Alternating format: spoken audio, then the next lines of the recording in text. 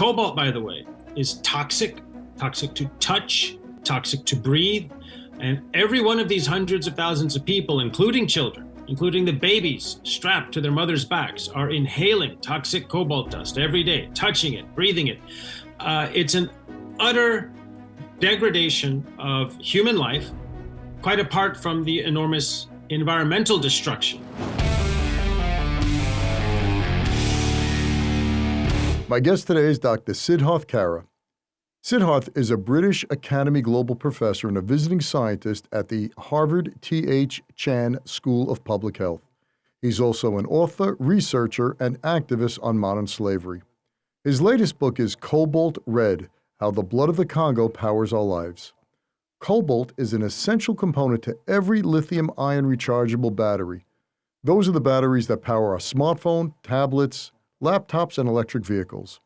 His book, Cobalt Red, is the first ever expose of the immense toll taken on the people and the environment of the Democratic Republic of the Congo by cobalt mining. I recently sat down with Siddharth, and he told me that roughly 75% of the world's supply of cobalt is mined in the Congo, often by peasants and children in subhuman conditions, and why we must all care about what is happening in the Congo and what we can do about it. Siddharth, thanks so much for coming on the show. After I read your book, it just really kept me up at night. And folks, the name of the book is Cobalt Red: How the Blood of the Congo Powers Our Lives. And Siddharth, this was a book that not only did you describe something that most people have zero idea about, but the passion that you wrote this book and the pain, it's quite evident. Well, there's an enormous horror taking place in the heart of Africa, and it's impossible to bear witness to that horror without there being a great deal of intensity of emotion and empathy for what the people of the Congo are enduring in order to support our rechargeable lives. Okay, so let's back up one step here. The Congo, out of all the places on Earth, has been blessed with, I think, 75% of the world's supply of cobalt is mined in the Congo.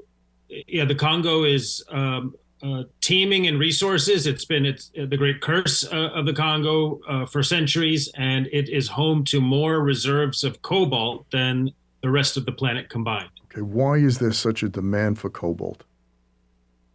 Cobalt is used in lithium-ion rechargeable batteries. Cobalt is used in almost every lithium-ion rechargeable battery made in the world today. So that's just about every smartphone, tablet, laptop, rechargeable gadget, and crucially, electric vehicle. Almost all of them require cobalt in their batteries, and that's what's placing enormous demand to get cobalt out of the ground and up the chain into our gadgets and cars. So every time another iPhone is sold, and I'm just pointing that out because I have one in my hand now, the lithium battery that I'm so happy with the long life that this battery has now, I don't have to recharge it as much. I have to thank cobalt for that? Precisely. Cobalt, it's so vital for these batteries because it allows them to hold maximum energy density while remaining thermally stable. What does that mean? That means you can hold the most possible charge in that battery without it catching on fire. And that's what we want, right? We don't want to plug in our phones 3 times a day or our laptops 3 times a day, or certainly an electric vehicle. If we buy them, we want driving range. So cobalt is what allows the battery to hold that energy and not catch on fire. Okay. So the Congo is literally ground zero for all of this cobalt, 75% of the world's cobalt. And how is it mined? It's mined in conditions akin to colonial pillage. Cobalt is mined in conditions that would harken back centuries, not just in terms of technique, but also the degradation of human life and the destruction of the environment. Now, there are industrial mines operating in the Congo using big excavators and heavy machinery to pull cobalt out of the ground. But there are also hundreds of thousands of women, men, and children so-called artisanal miners, a ridiculous term that belies the the horrible conditions in which they scrounge for cobalt. So they use pickaxes, shovels, rebar, or their bare hands to scavenge cobalt out of the ground and sell it to the formal mining companies and then up the chain into our gadgets and cars. Cobalt, by the way, is toxic, toxic to touch, toxic to breathe. And every one of these hundreds of thousands of people, including children, including the babies strapped to their mothers' backs, are inhaling toxic cobalt dust every day, touching it, breathing it. It's an utter degradation of human life, quite apart from the enormous environmental destruction. Millions of trees have been clear-cut. Mining companies dump toxic industrial effluents into the earth, the air, the water. So the entire mining provinces of the Congo have been completely contaminated, environment destroyed, and people destroyed to feed cobalt up the chain. And how long has this been going on? Since the dawn of the cobalt battery revolution. 2008-9 is when things started. You know, you remember the iPhone came out 2007, Android phones the following year, tablet, I think the first iPad was 2008 or 2009. That sort of kicked off this cobalt battery revolution. Imagine the billions of gadgets that have been sold or purchased by us in that period of time. Every one of those batteries requiring cobalt. But things have really exploded in terms of demand for cobalt with the transition from internal combustion engines to electric vehicles. The battery packs in the average electric vehicle can require up to 10 kilograms of refined cobalt each, which is about 1,000 times what you need for a smartphone. And as you see the world transitioning towards electric vehicles to pursue important climate sustainability goals, there's been very little to no attention paid to the conditions at the bottom of those supply chains, namely, especially cobalt, in terms of the destruction of the people and environment in the heart of Africa. So how did you get into this? Because I don't want to give away the book. I'd rather you hear it from you. But you heard about this problem, and I want you to take it from there for us. So I've been doing research on modern-day slavery and child labor for almost 23 years now in dozens and dozens of countries. And about 2015, 2016, I started hearing some stories from colleagues in the field. Siddharth, you have to go to Congo. The cobalt mining it's really bad. It's really bad. And it's all the batteries. And I remember thinking, wait, cobalt, I thought it was a color. I had no idea what cobalt was, that it was a crucial battery component metal, that it was mined in the Congo. I didn't know anything about the Congo. It took me a couple of years to plan my first trip, which I took in 2018. And I was prepared to see some pretty bad conditions. I've seen child labor and slavery around the world in horrific conditions at the bottom of other supply chains. So I was prepared. I had experience with slavery and the degradation of human beings at the bottom of supply chains. But what I saw on that first trip exceeded the most dark nightmares I could have conjured. It was an absolute hellscape. It's like the moral clock had been dialed back to colonial times. An entire population of people working in grinding and degrading conditions, suffering injuries, shattered bones, toxic contamination, being buried alive in pit wall and tunnel collapses, all for $1 or $2 a day in income, by the way. In addition to that, all the environmental destruction. It was like a scene from millennia ago, and that it was happening in the 21st century at the bottom of trillion-dollar supply chains, left me unable to comprehend what I had witnessed. And now, with the benefit of repeated trips and a deep understanding of what's happening, let me say this. In the entire history of slavery and colonial pillage, there has never been an instance of greater human degradation that generated more profit at the top of the chain and touch the lives of more people around the world than what is happening right now with cobalt in Congo. Artisanal mining, what are we talking about? How much percent of the world's mines are being dug with the rebar? You mentioned rebar and hammers and all.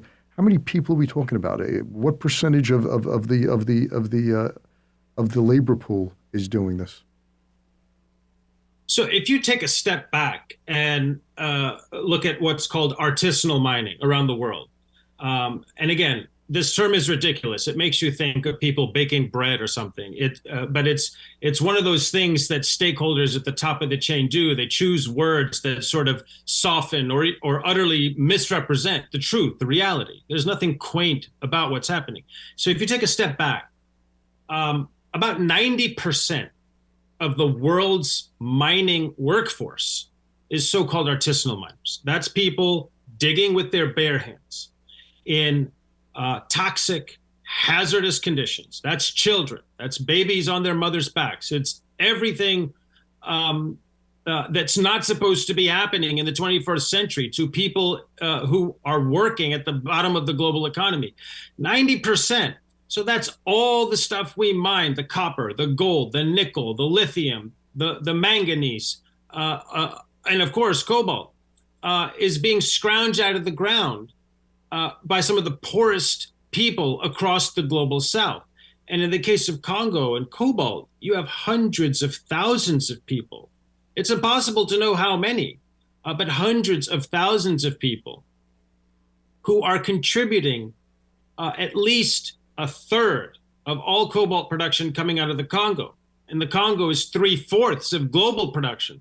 So we're talking a substantial portion of the world's supply of cobalt is being scrounged out of the ground by human beings in colonial, degrading, slave-like conditions. And so you went there, boots on the ground. You went, and how were you able to get into these areas? I'm assuming the mine owners, and you got to tell me who the mine owners are, but do they want the public to know this? Wouldn't they have, guards and threaten you or anyone else? No, this is all supposed to stay hidden.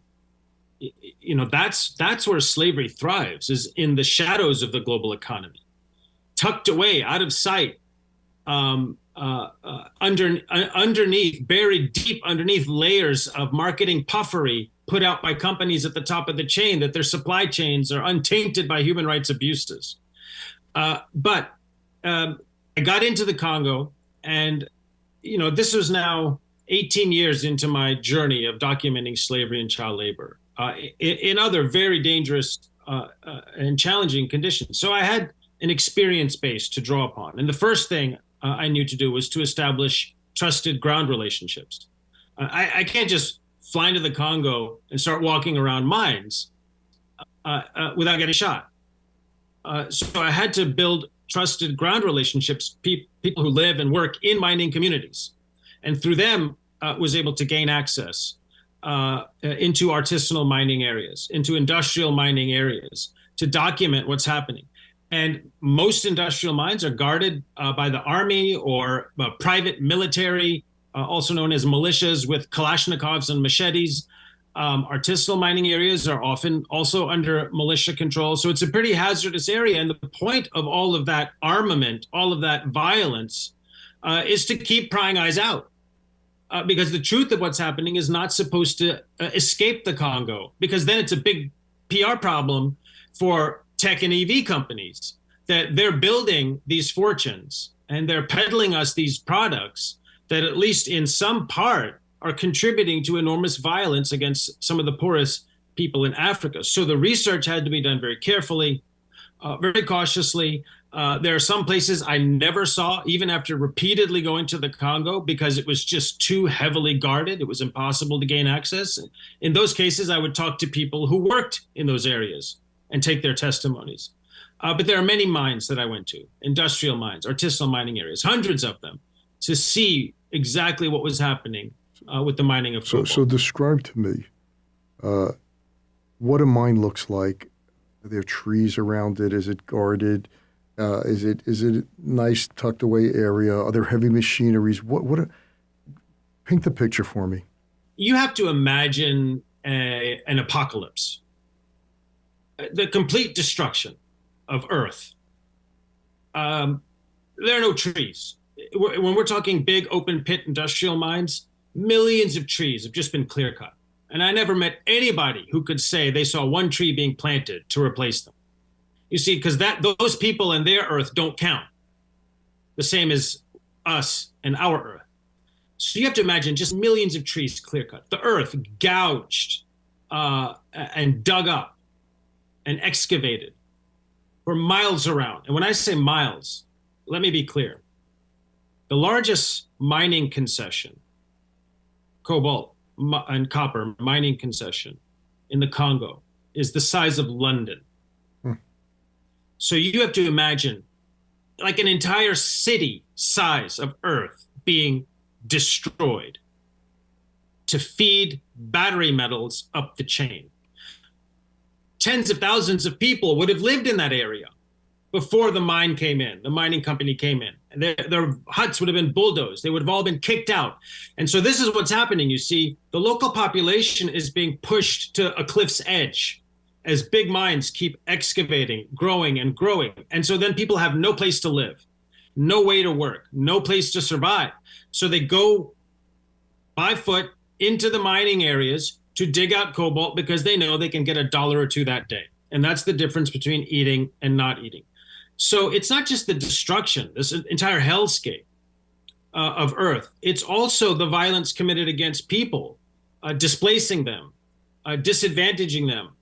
There's no way to survive except to risk your life digging for cobalt. The whole atmosphere is this toxic brown haze. Your eyes burn as you walk around. You can feel this grit in your throat because the mining companies are just spitting out toxins. They wouldn't do it in their home countries, but it's okay to do it in Africa.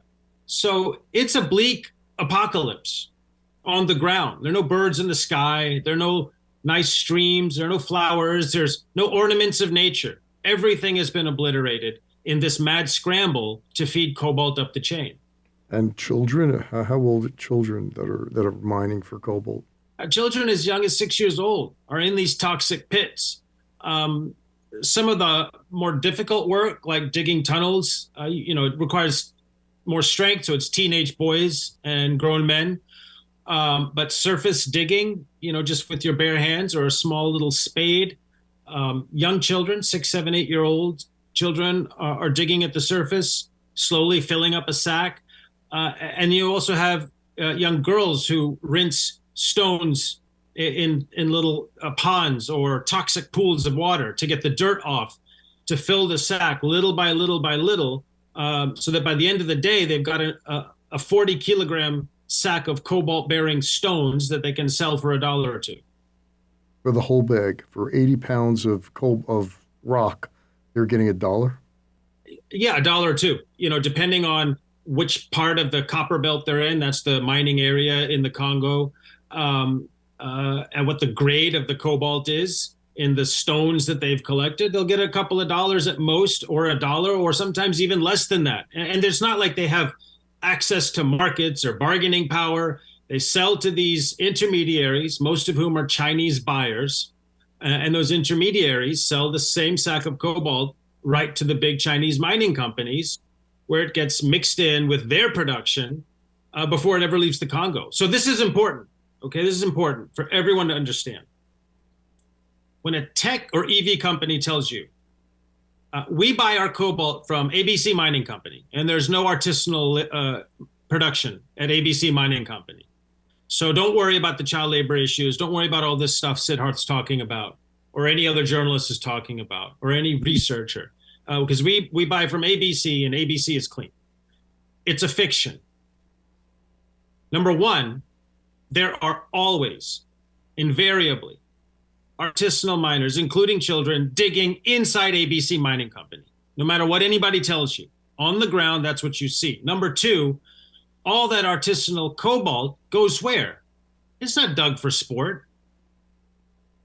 It's sold to those same mining companies. and mixed in with their industrial production before it ever leaves the Congo. So there's no way to disaggregate which cobalt came from a tractor and which cobalt came from the hands of a child. Wow. So it's totally untraceable. Once it goes into the system, totally lost, and everyone walks away clean of saying that, well, it's not child labor, it's not slavery, it's not from this mine. There's no way to track this stuff. Well, they walk away and claim it's clean, but it's tainted and caked in the destruction of human life, including children, in the violation of their human rights, in the destruction of the Congolese environment. How can it be that those people over there and their environment can be destroyed in order to support our rechargeable lives and our transition to renewable energy in the case of electric vehicles? How is that even remotely acceptable? It's an utter hypocrisy. So no, they're not clean. The clean that they claim isn't even a micron deep, because underneath all of that fictional nonsense about clean cobalt and untainted supply chains is the truth on the ground. And the truth is there for any of them to see if they took the time to actually go to the Congo and see where their cobalt is coming from. It's all mixed up before it ever leaves the country. Who owns these mines in the Congo? Is it the Congolese government? Is it foreigners? Who gave them permission to build these mines or permits? Most of the mines, most of the big mines, right, are run by Chinese mining companies.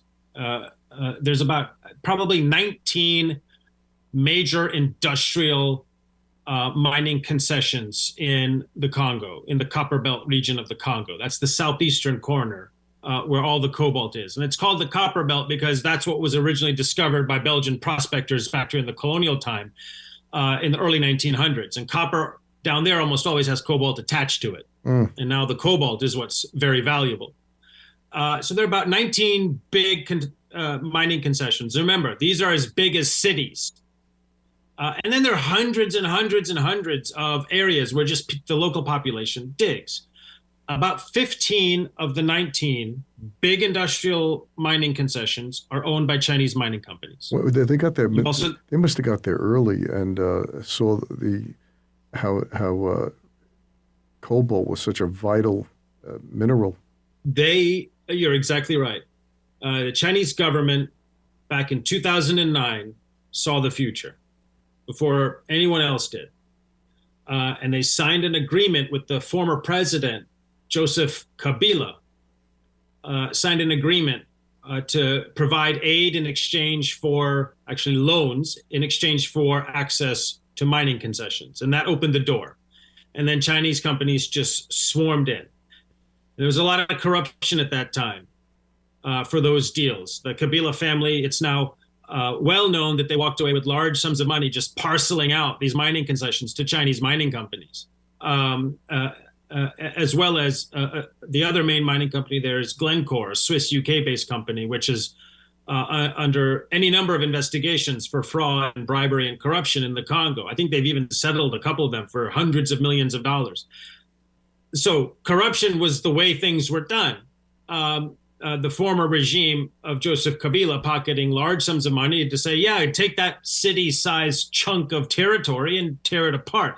So before anyone knew what was happening, China swooped in. And now everyone's playing catch-up because they dominate the supply chain from dirt to battery for the entire rechargeable economy. So the people have no recourse. They can't go to the government. They can't go to the corporations, the Chinese corporations. Human rights is not something that Chinese are known for. So what do these people do? They just die? They can die? They're dying. Yeah, that's what they do. They die either slowly or quickly. There's no place for the local population to go. There are no recourse for them. There are no avenues for justice or recompense.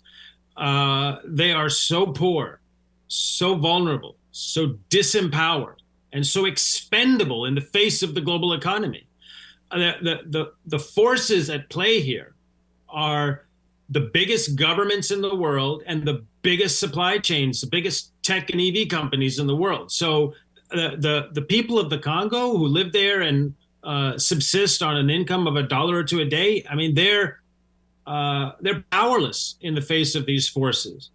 So there's no way for them to find any recourse or avenue of redress for what they're suffering. Not now, anyway. So now you have children who are being, who really slaves, working in hazardous conditions and dying in mining accidents, and it's just a toxic. You want to put your own kid in this area, right?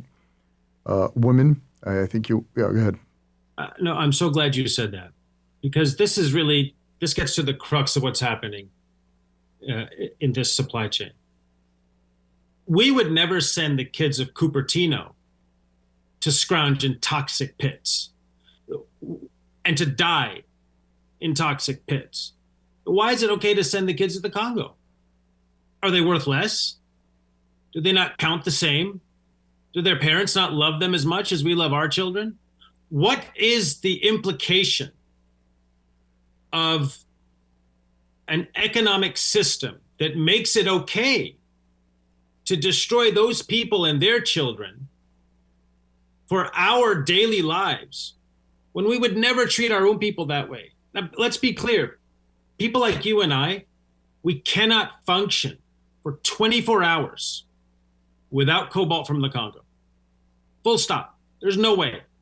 Try surviving and functioning for 24 hours without anything that you plug in. You can't do it. So our entire daily existence functions on the utter destruction of these people and the world in which they live in. And we would never tolerate our people over here being treated that way, and our environment over here being contaminated and destroyed in that way. Why do we tolerate it over there? And what does it say about our economic order? That this is the net result of how we've constructed things. What does it say about the global economy right now? That this is the result of how we've constructed our economy, the ongoing pillage and destruction of African people.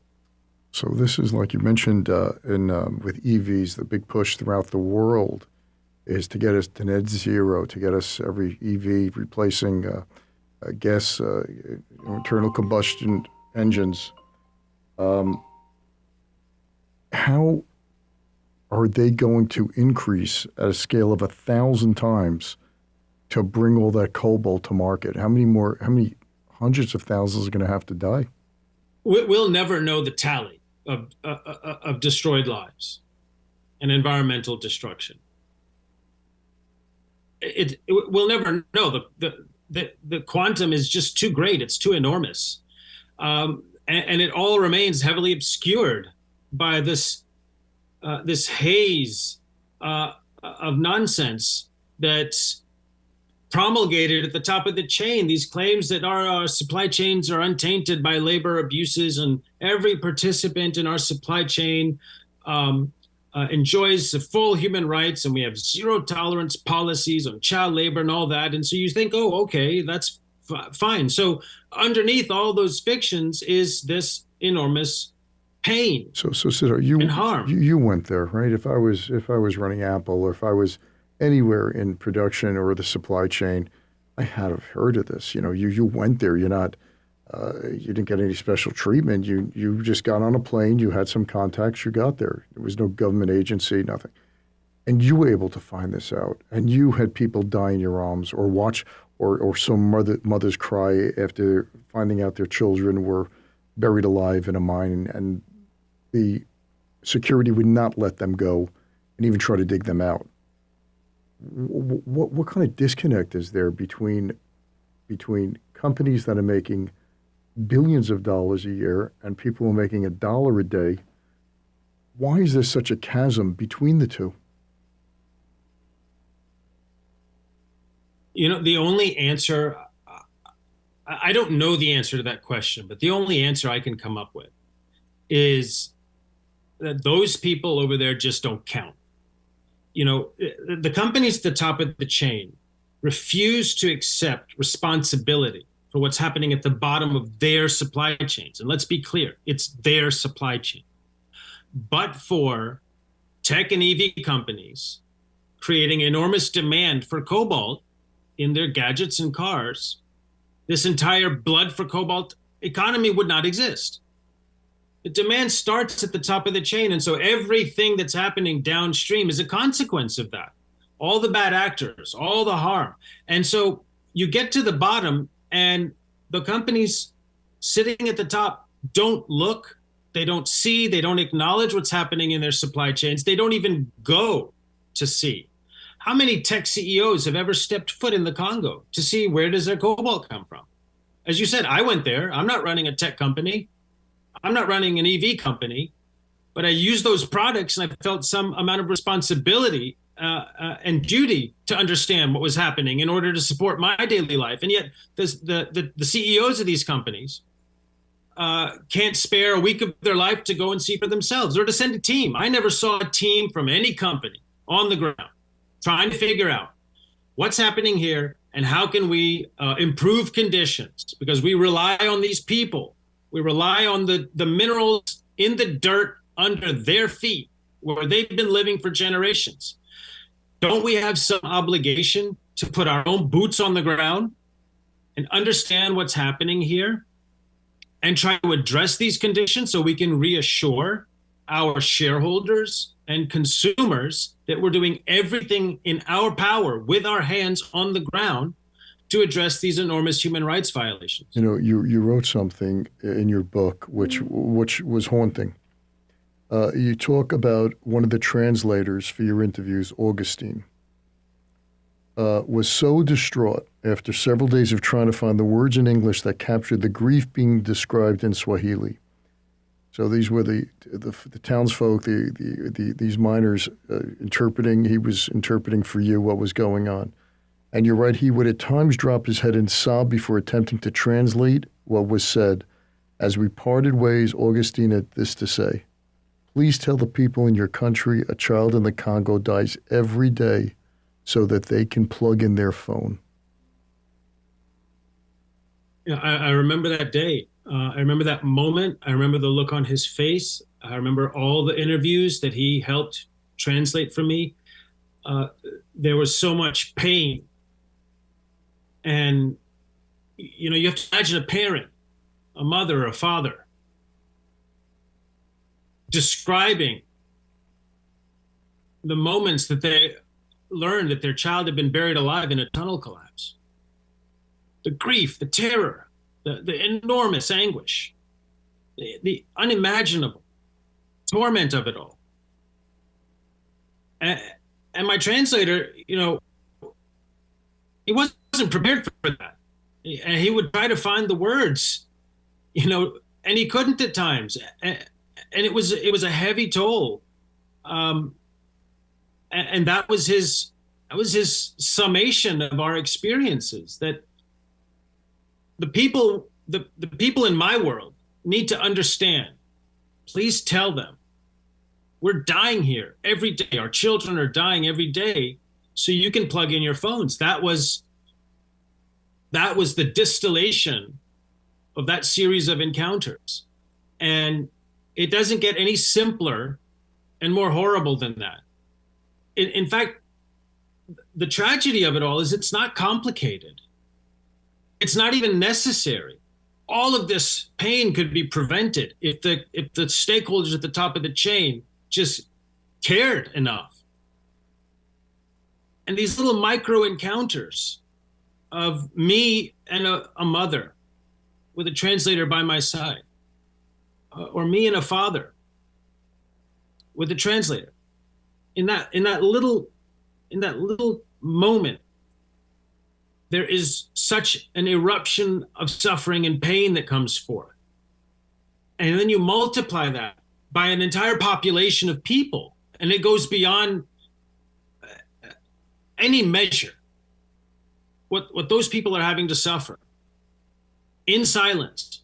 And that's why that's why Augustine said, please tell your people what's happening here, that our kids die so you can plug in your phones, because it's otherwise all happening in this abyss of silence buried beneath the rock and rubble of our global economy. What I found troubling, really troubling to me, and it got me thinking to the point where I would step in, just thinking through this, is that these parents did not want these kids to go to the mines. Many of them were telling you that if we had the extra dollar, he was going to go to university to be a teacher. He wanted to go to school. But just to exist on $5 a day, you need 5-6 people digging all day. I'm so glad you said that, because sometimes outside of Africa, out in our world, we think, oh, well, parents are taking their kids to work. So what do they expect is going to happen? They should have them in school. As if those parents are somehow ignorant or selfish or foolhardy. It's quite the contrary. All those mothers and fathers know how important it is for the children to get an education, the education that they themselves probably didn't get. And because they work in a piece rate informal economy, and what that means is you get paid for the weight of what you produce. So 140-kilogram sack of copper cobalt ore is $1 or $2.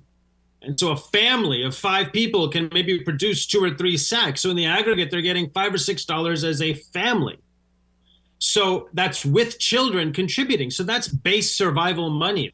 And if you take the children out of the equation, they can't earn enough to eat. And so whenever you have that kind of system at the bottom of a supply chain, parents are forced to take children out of school and forced to bring them and help the whole unit work in order to survive. And they would, all of them, every one of them say, parents that is, I want my child to be in school. We can't survive otherwise. We can't afford to keep them in school because we won't be able to eat.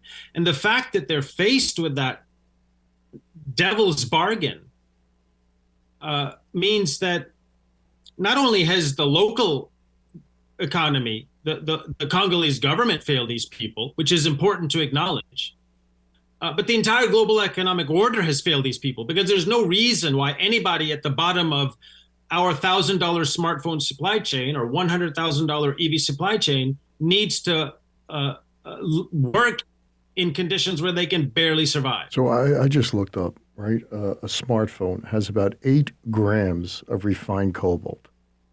What does that cost? Give me just a ballpark number.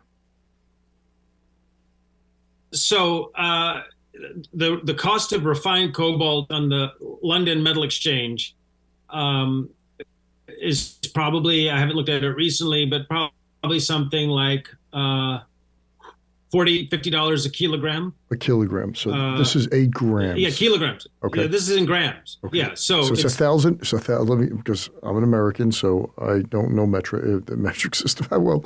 1,000 grams is 40. Let's call it $50. Right, 1,000. So this is call it $50. Okay. Yeah. This is 8 grams, which comes out. It's almost It's not that much. Okay. So 8 grams. So out of the iPhone cost, let's say the wholesale cost is $700. You're talking about a fraction of a fraction of a fraction. So yes, if Apple decided, and I'm only picking on Apple simply because I have an Apple phone here, but it could be anybody who buys a battery, builds a school or plants trees or gives safety equipment, goggles, gloves. These people, I think they were barefoot, most of them, in a toxic environment. It'll increase the cost of your iPhone by 3 cents. Like, what's that going to do?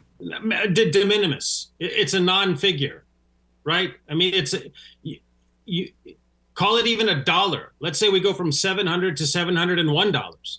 I mean, it's a de minimis amount of money that once you multiply that by all the phones, and you put that down at the bottom of the chain, just that extra $1. Let's just call it $1. and you just put that to the bottom, then suddenly you're probably paying mother and father $15 a day instead of one or two. That means they can keep children in school.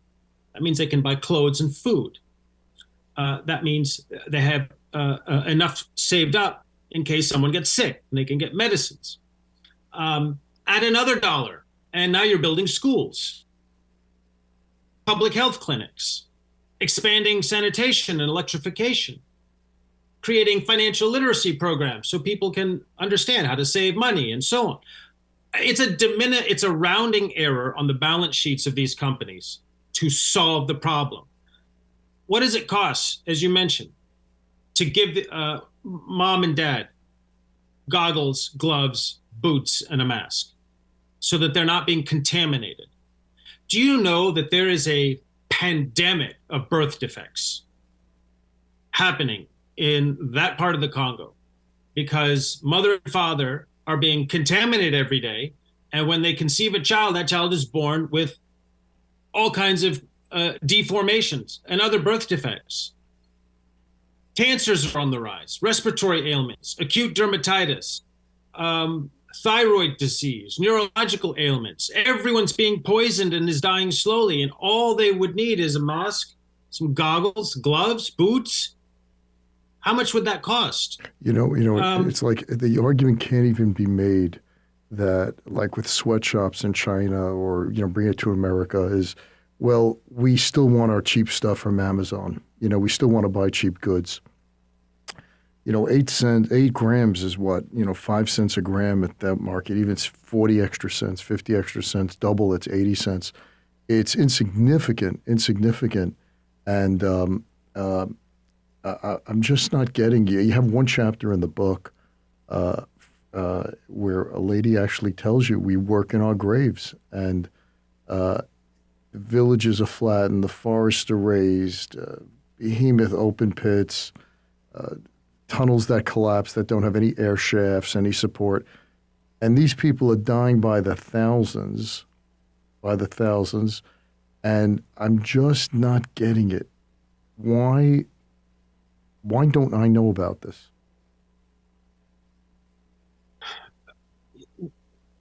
Hopefully the world is starting to learn. With the publication of Cobalt Red, it's the first book that is flooding the world with this truth of what's happening at the bottom of these supply chains. Hopefully the world is starting to know. You and I are having a conversation. People will listen to this conversation. Hopefully thousands of people will listen to this conversation, and they're going to learn. And then they're going to tell someone, and this is how change starts. First, the world has to learn of a horror. Now, why did we not know till this point?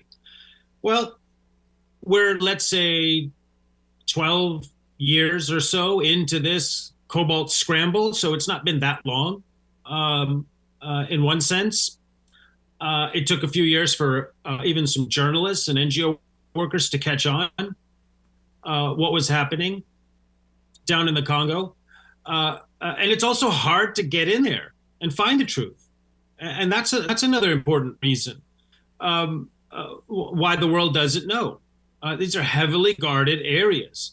And when companies at the top of the chain put out their statements that, everything's fine, we tend to say, oh, okay, let me upgrade and carry on with my life. Well, that's changing now. And every conversation that people have is spreading the voices of the ground out into a world that is slowly learning that their lives are supported, their rechargeable lives are supported by an enormous violence in Africa. So, Siddharth, what you did is beyond. You put your life at risk several times. You have a family. You're not a Superman. You're a regular guy who has a family, who has a child. One child, two children. I don't remember. One child, a wife who loves you, and you went and risked your lives for these people and just to get the word out. And that's why I was so troubled when, after reading your book, I went on YouTube. I said, wow, there's probably nothing on this. I saw videos from 6 years ago on YouTube, 700,000 views. Another video from a year ago, from 5 months ago, from 4 years ago. And I'm saying to myself, my gosh, this is not some secret. 5 years ago, revisiting the cobalt mining boys. So this was done by Sky News afterwards. 7 years ago, Amnesty International. This is what we die for: child labor in the DRC cobalt mines. What's going? Fortune magazine, 4 years ago, blood, sweat, and batteries inside Congo's cobalt mines. Tell me where the disconnect is. Why isn't this front page news? Why hasn't this been stopped already? Africans don't count. They don't count the same as us. That's part of the reason. That's an essential part of the reason. But the other part of it is the companies at the top of the chain. These stories come out that you're discussing 5 years ago, 4 years ago, 6 years ago. People finding and bringing out some piece of this horror to the world, and it all gets crushed by the enormous marketing puffery from these companies that say, well, okay, maybe there's some problems, but it's not in my supply chain. Don't you worry. Mine is clean. We've made sure of it. We only buy from ABC Mining Company, and there's no child labor, children working over there. Well, and they all say that. Well, if that's true for all these companies, then where is all that child mined cobalt going? If it's not in any of their supply chains, you just go down the list of tech companies and EV companies. They all say, okay, there's some problems on the ground. Yeah, we saw that report from 5 years ago, and Sky News was down there 4 years ago, but that's someone else, not me. If that's true for all of them, where's it all going? Because those kids aren't digging the cobalt for sport. It all goes into the formal supply chain. It all goes into their supply chains. And that's the truth that is slowly emerging. And this disconnect that has existed for this period of time between the horror at the ground and the fictions told at the top of the chain, that's slowly getting dispelled.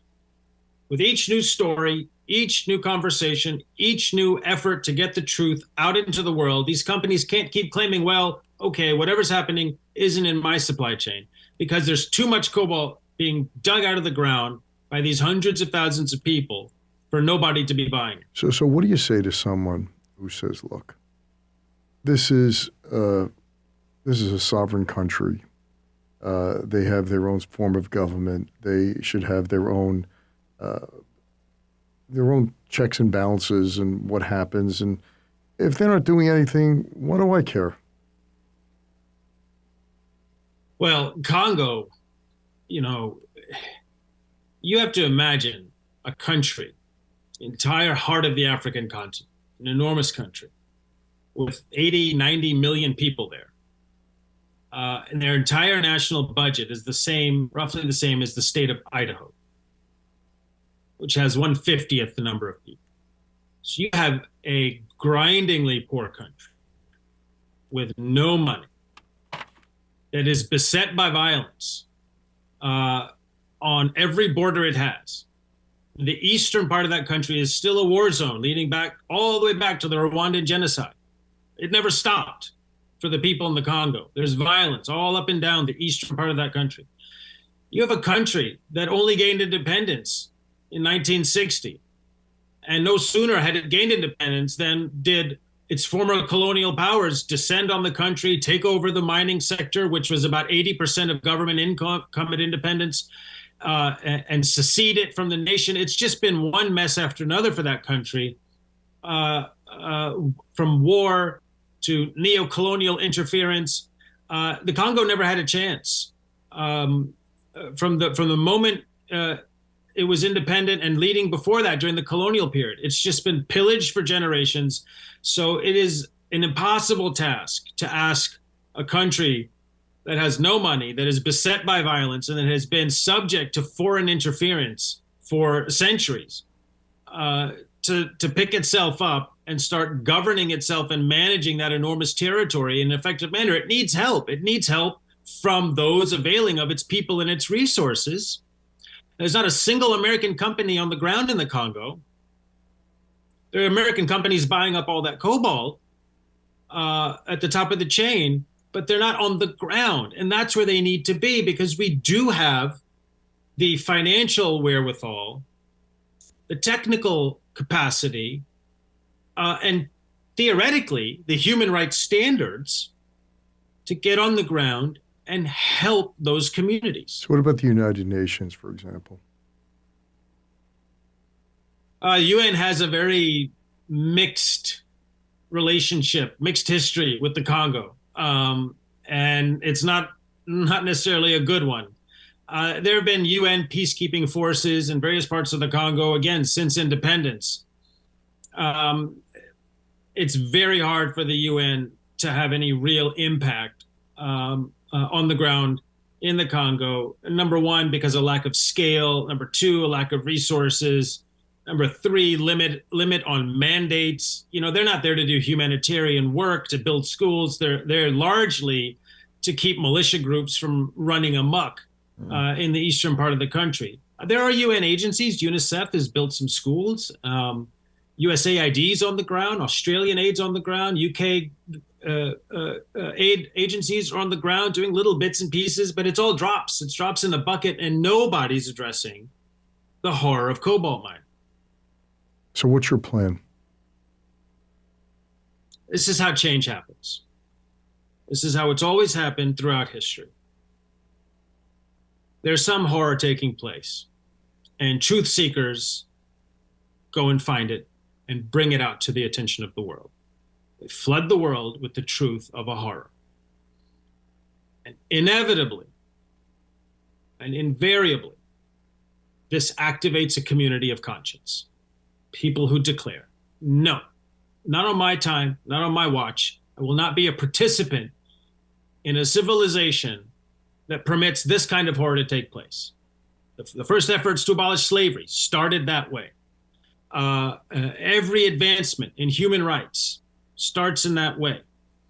What are the right levers that have to be pulled and pushed and tugged to achieve sustained ground impact remains to be seen. It'll probably be a mix of ground-up agitation by a community of conscience, as well as top-down regulatory action to compel companies to take responsibility for their supply chains. If they were going to self-regulate, they'd have done it by now. If they were going to sort out their supply chains on their own, they would have done it by now. So they'll have to be compelled to, either through consumer agitation and clamoring or top-down regulatory enforcement. And there are laws on the books in this country that could be applied tomorrow to help achieve that. Under the Trade Facilitation Act of 2016, you can be prohibited from importing any good made in part or in whole through child labor. You apply that to cobalt, and suddenly it all comes to a grinding halt. And I dare say the companies selling us phones and cars will start paying attention to the human rights of the people in the Congo. We've applied this. We've applied this law to China, right? To the Uyghur situation, solar panels and other things. So we just need to start applying some of these regulations. And then there's a community of conscience that will get activated and will clamor for change and accountability. And then we will achieve progress, but it starts with the world learning the truth. I just find it so, the irony is amazing of the tech companies and the social justice that they promote. And not only promote, I shouldn't say promote, flaunt.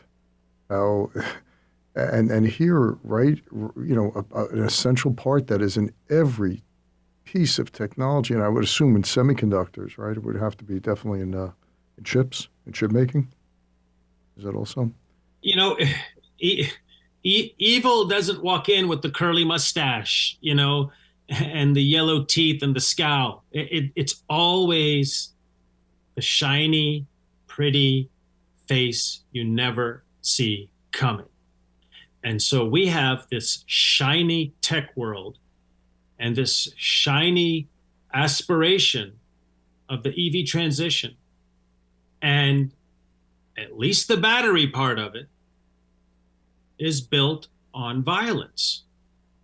And that is the truth that the world has to know and understand, and that these companies have to address. No one is saying stop using phones, don't buy an EV. It's not your responsibility or my responsibility as consumers to go fix what's happening in the Congo. In fact, you and I have been made unwitting participants in this violence. When you buy a phone, and I can see your Apple laptop there, you bought that, you plug it in, you don't think I'm plugging in the death of a child in the Congo. When you buy an EV thinking you're making a green choice, you don't think you're destroying the environment and people of the Congo. So we've all been made unwitting participants in this enormous violence, and that should outrage us. You should, I'm just thinking, when you're hearing all of this transition to electric vehicles, you must shudder. You must say, oh my gosh, please not. 1,000 times more. If the supply chain isn't addressed, what's happening now is only going to be incalculably worse. I mean, if you look at projections for future demand, as we go from, 25, 28 million EVs on the road now to 200, 300 million in 2035 or 2040. In the last, just the last couple of years, it's been increasing, but we're 290 million vehicles in the United States. Let's call it 3%. So you're looking at 280, 9 million EVs, and that'll grow. So each EV is I still have to keep checking. 1,000 times it's more. up to 2 bowling balls. Okay, 2 bowling balls of cobalt. And we're just measuring these in grams, and to dig this stuff out. So it's going to be exponential. Yes. And when you hear this green energy from the president, administration, and all these good feeling people, they're causing the destruction of millions. But the problem that I see here is why aren't the tech companies, the end user, not the end user, the technology company who's putting this all together, why aren't they coming out in front of it and saying, we know this? Because the cost can't be that much money. I don't think it's the money part, is it? It's not the money part. It can't be. The money part is de minimis. It's not that it's too complicated. Figuring out how to manufacture and design a smartphone is more complicated. Figuring out how to produce automobiles at scale, that's complicated. Giving some people some gloves and masks, that's not complicated. Building some schools, that's not complicated. But can they say basically, look, these are owned by Chinese companies. There's only so much we can do. And if the Chinese companies don't want to do it, look, we can give them the money, but probably be swallowed up and pocketed. But we don't own these mines. I don't think there are any American companies that own any mines there. I think we have zero representation there now. After Freeport pulled out in 06, 08, or somewhere around there. So none of these mines are American owned. It's sad, but if they were, I think we'd have much more leverage. You're right. I think so.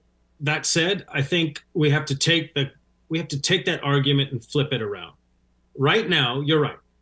A tech or EV company will say, hey, what am I supposed to do? I'm buying the battery from that Chinese company, and that battery Chinese company is buying the cobalt from some Chinese mining company, and they're the ones on the ground. So what am I supposed to do? Doesn't that sound awfully like a cop-out? You just say, well, it's someone else's responsibility. Even though I'm buying it, it's still someone else's responsibility, and I'm going to throw up my hands and say it's too complicated.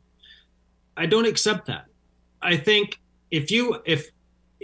especially the big ones, if they were to say, okay, say Apple, Google, Tesla, whoever, we're not picking on them, just naming companies here, the big ones. If they got boots on the ground in the Congo and said, okay, I am not buying cobalt that I cannot see with my eyes is untainted by human rights violations and environmental destruction. You don't think conditions would change? Their enormous buying power wouldn't, and the market economy forces of their buying power wouldn't create change if they took the time and effort to be on the ground rather than sitting back at headquarters and just pointing their finger downstream. You see, when everybody's pointing their finger downstream, it's that person's fault, responsibility. It's the mining company, it's a battery, and they're all pointing their finger downstream. The last finger is pointed at the kid buried alive in a tunnel, or the family caked in toxic filth. and they're left holding the bag, literally, because no one is accepting responsibility for them, even though everyone is generating enormous fortunes on the backs of their labor. So I don't accept the argument that, well, it's someone else's responsibility. Demand started at the top. You break it, you fix it. So they have to be on the ground where their cobalt is being dug. And yes, it may pass through various hands and so on the way to the top, but the whole chain only exists because they created demand for it, and they should be on the ground. And by the way, they all claim already that their supply chains are untainted by human rights abuses. So no one's asking them to do anything they don't already claim is true. They all say mining is all done sustainably. Every participant in our supply chain is ensured human rights. We adhere to human rights norms. There's no child labor. So they make all these claims already, and yet none of them are on the ground to see, well, is that actually true? It's unlike what happened with the sweatshops where they made you check inspections. But what was it, the sweatshops in China? That was driven by the consumer or that was driven by the company? No, listen, it's always the profit motive. Okay? If you're a company, you're particularly a publicly traded company, you have, under the most basic economic system, capitalist theory, your obligation is to maximize shareholder value. All right? So that means boosting profits, which means cutting costs. And so companies scour the world for the lowest cost labor environment, because labor is almost always the highest cost of running any business. You have to pay people. That's why slavery was devised. Well, let's not pay anybody anything. Okay? And so you just have shades of that in the modern era. Where's the cheapest workforce? Is it in China? Is it in Bangladesh? Is it in Jamaica? Is it in Philippines?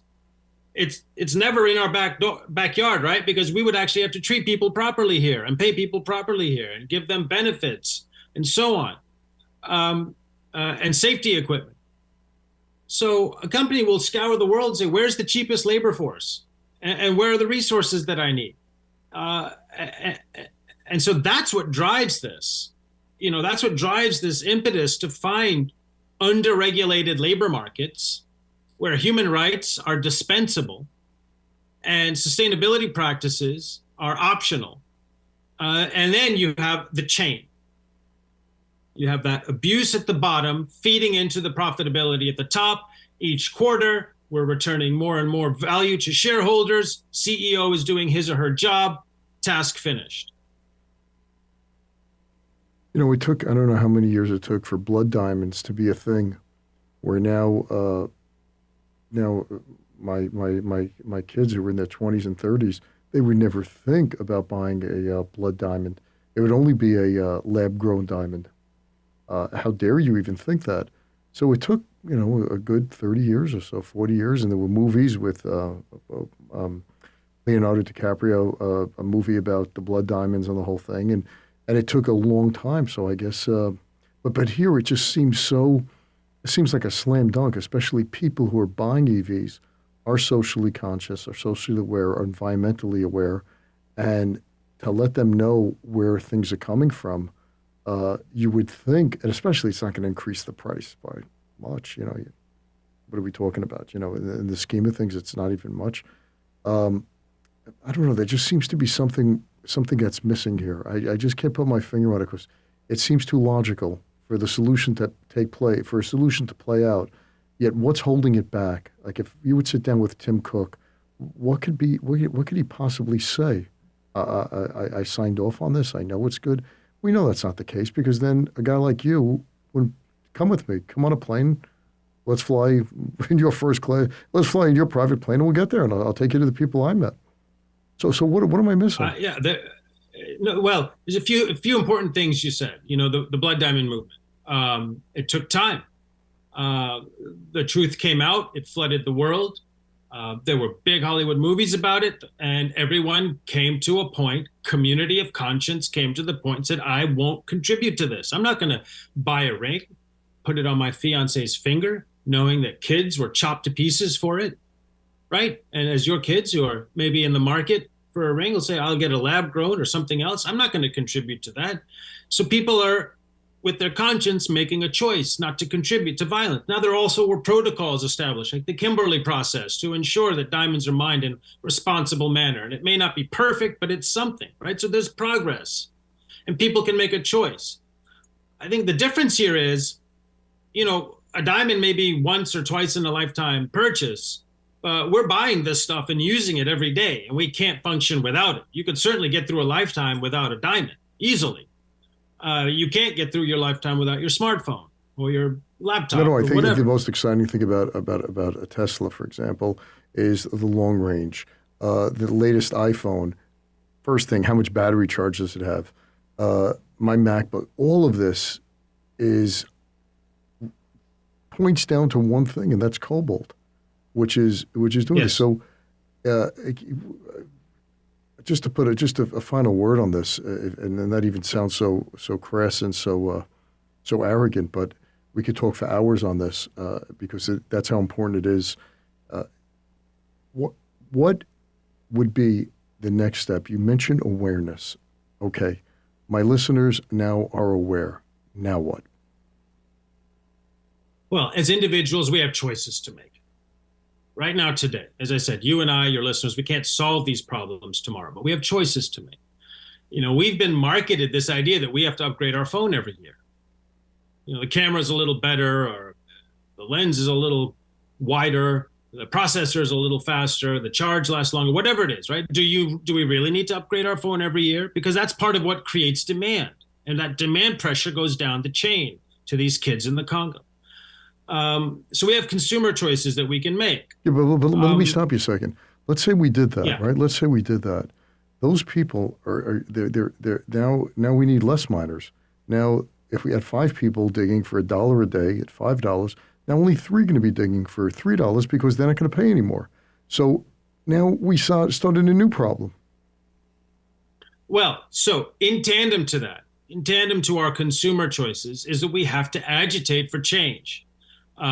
We have to be in touch with our elected officials and representatives. And there's murmurings in D.C., believe me. I get emails from the odd congressperson saying, wait a minute, I just found out about this. We need to be doing something. Let me ask you, let me ask you a question. Did you send your book out to 435 congresspeople and 100 senators? Oh, that's 500 books. That would be that would be a lot of books for me to get. No, I did not send. Let me ask you something, because we have my listeners on the thing. Why don't you start a GoFundMe? And I'd be the first contributor to send 500 books with a personal letter from you to the people in power, to 535 representatives of the people. One of them. Let's do it. Yes, let's do it. I mean, it just takes a handful, right, to start. All you need is one. All you need is one congressman or senator of influence. That's fair enough, to start some sort of movement with some bills, some regulatory movement, or as I said, applying the Trade Facilitation Act. Could I challenge you to start that, or maybe even call up your publisher and have them donate the books? Absolutely. I will contact them. We'll figure it out. We'll get it. Or GoFundMe. You were on Joe Rogan, right? So millions of people heard you. And absolutely, you get this book in people's hands. Like, I read it and I was like, I can't believe what I'm reading. And your writing style is like, you're up close and personal. It's terrible. I say that in a nice way. It's terrible. So I'm thinking, I really, I don't admire. I'm in awe of your passion, of your courage, because this takes a lot of courage. And I'm just thinking to myself, change every day. Thousands of people, kids are dying, and yes, absolutely. So ultimately, what are we waiting for? Ultimately, these companies have to be regulated into proper behavior. If they were going to behave in a dignified manner for the people of the Congo of their own accord, they would have done it by now. They will have to be compelled. That ain't happening. That's right. It's not happening. Really has to be. They have to be called out. That's all. That's really Yes, it. I agree. I agree. And it will require courageous policymakers to take a stand in this country and other countries. Well, hang on. Every country. You've done your work. You've done the bulkhead of this. So you presented them with a 300-page first-hand account of what's going on there, and you're still living, so they can call you and say, "Did this happen?" And I'm sure you can get some of those people, your interpreters, the people there on the ground, to come to Washington. That's not going to be an issue. Correct. Right? I'm happy to show them the photos and videos from the ground too. There's the truth is there. It's available for anyone with a compassionate heart and a conscience to access, and that includes the CEOs of these companies. Yeah. I think now that we know, you can't. Once you hear this podcast, and now that you know this information, you can't be the same person you were before. Now you're on notice.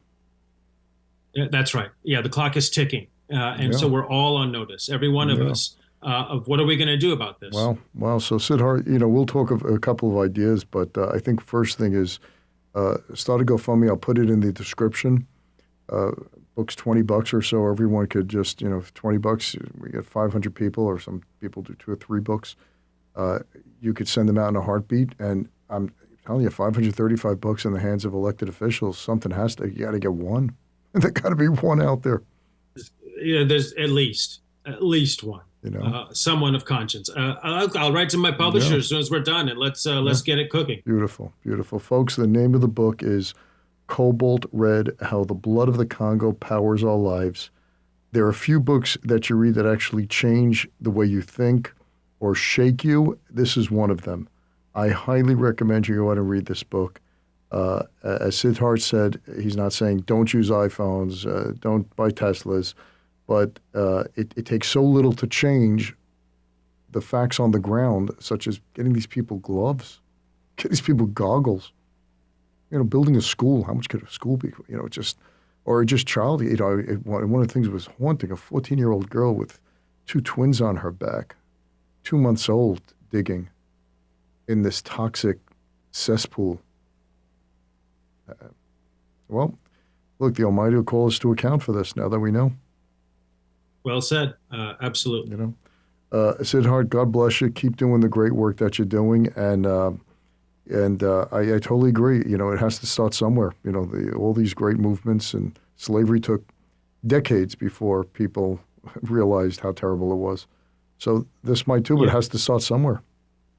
It has to start somewhere. The first movement to abolish slavery started when 12 people got together on May 2nd, 1787, at a printing shop in London, at a time when slavery was the way of things. The Church of England had slaves, and they said, this cannot stand. And they prevailed. It took them decades, but they prevailed. Wow. Okay. Siddharth, thanks so much for your time. Greatly appreciate it. And we have to have you on the show again as a follow-up to see, hopefully 6 months to a year from now, you'll be telling me that there's legislation in Congress, there's some movement that everything's heading in the right direction, which I really believe will happen. Thanks so much, Siddharth. Thank you for having me. Thanks for listening to this episode of The Charles Mizrahi Show. If you're a new listener, welcome. If you've been listening for a while, we're glad to have you back. Either way, we'd love to know what you think of the show. Please leave a review if you listen on Apple Podcasts. Reviews make it easier for others to find the show. You can also see the video of the interview on the Charles Mizrahi Show channel on YouTube.